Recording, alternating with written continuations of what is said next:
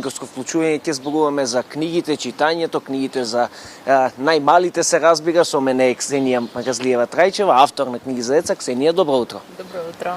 Ксенија, еве, најпрво сега е лето, надвор од училишните клупи, колку читаат децата кај нас, помладите, каква е читачката култура во овој момент?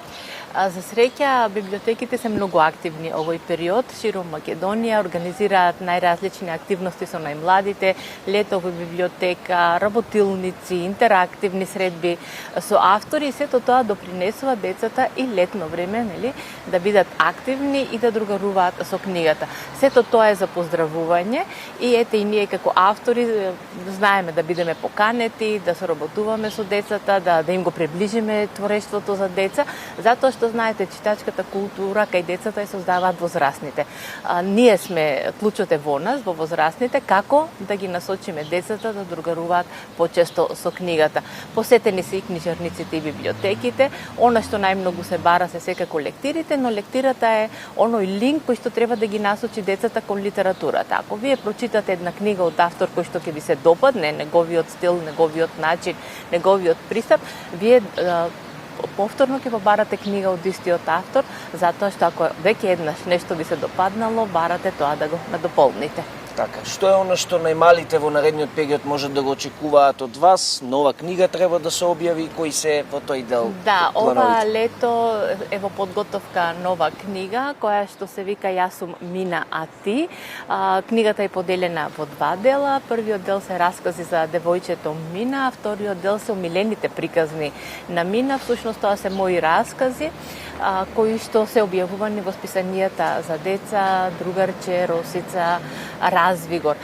Сето тоа покажува дека она што било примамливо за читање во списанијата за деца, подоцна се преточува во книга.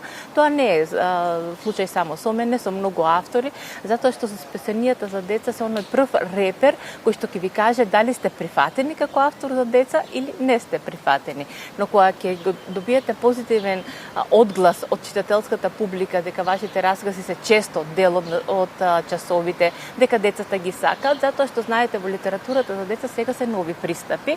Не е расказот напишан сам по себе, тој е пред се илустриран, но интерактивен. Во сите мои раскази има некаков предизвик за децата кој што треба да го исполнат, но за да го исполнат мора да го прочитат расказот. Значи она е еден метод, да речеме, еден предизвик кој што ги насочува децата кон читањето, но бара од нив да бидат активни во самиот расказ. Дали да се вклучат во приказната, дали да одговорат на некој предизвик или критички самите да размислат дали ликот постапил правилно или погрешно или што е она што треба тие да го извлечат како поука. Така, значи постои еден интерактивен дел кога ќе ја прочитаат книгата. Така, во секој расказ постои интерактивен дел кој што бара од нив да размислуваат со своја глава. Така, која е она главна порака која што ќе треба да ја понесе секој оној кој што ќе ја прочита оваа книга, односно овие збирки раскази? Моето творештво е насочено кон социјалните општествените теми, значи се обработуваат теми од секојдневниот живот на децата, она што е оној круг училиште, семејство, другарство, сето она што нив ги обкружува и секој расказ завршува со некаква поука. Што значи да се биде другар, како треба да се однесуваме во семејството, што значи поголем, помал брат, како да го прославиме роденденот, кои ни се умилените приказни. Знаете, многу приказни се развива и љубовта кон читањето, фантазијата, но се инспирираат децата и самите да творат, што е многу важно, затоа што ако вие развиете имагинацијата, фантазијата кај детето, ако му дадете предизвики тоа самото да создава, тогаш веќе регрутирате армија не само на читатели, туку и на идни писатели. Ова лето исто така ќе се објави и мојата прва книга, која што носи наслов Спирко Немирко. Таа беше издадена 2014 година, меѓутоа еве оваа година се покажа дека треба да ја преобјавиме и ова е на голема радост, затоа што првата книга е она која што ви го трасира нели патот во творештвото за деца и се надевам дека повторно ќе најде на добар одзив од читателската публика. Очекувате голем интерес и сега? Да, очекувам секако, затоа што првиот тираж помина одлично, се надевам дека сега и ова второ издание ќе предизвика интерес кај новата читателска публика. Така се надевам. Ксенија, ви благодарам многу на овој разговор. Ви благодарам што утро го споделивте со мене. Поздрав.